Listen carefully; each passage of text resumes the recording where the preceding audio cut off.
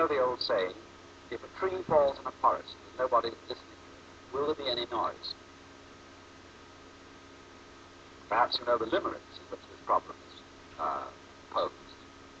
There was a young man who said, God, I find it exceedingly odd that a tree, as a tree, simply ceases to be when there's no one around in the pod. And the answer was, young man, your astonishment's odd. I'm always around in the pod. So the tree, as a tree, never ceases to be since observed by yours faithfully, God. But this is a great philosophical puzzle for the Western world. Does what we know depend on their being known? Now, in a way, obviously, it does. Because when a tree falls in the forest, it certainly makes vibrations in the air.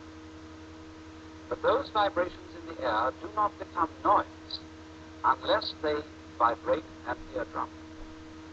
So in the same way, the light from the sun does not become light unless it falls on an eye, an eyeball. And two, we could say the external world is full of hard things.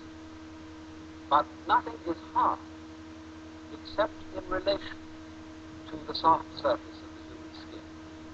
Nothing is heavy except in relation to human muscles.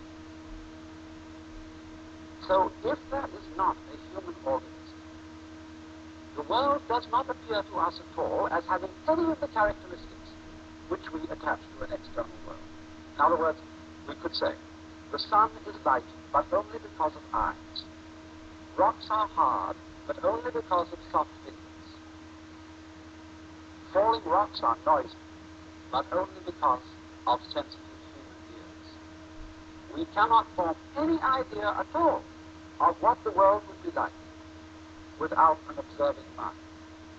Even such things as duration, the span of time, depend upon the human mind to appreciate. Space depends on a human mind to observe the world from a particular position and so know that there are things which are distant from it. Without this mind, there could not be any world that we would think about or conceive or imagine in any way whatsoever. And so this shows in a very clear way that our mind and the external world go together.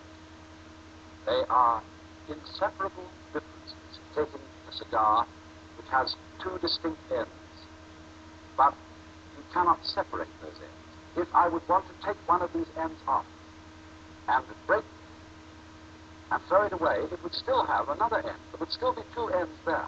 I could never get rid of the situation of it having two ends. So you see that although the two ends are different, there is just one object.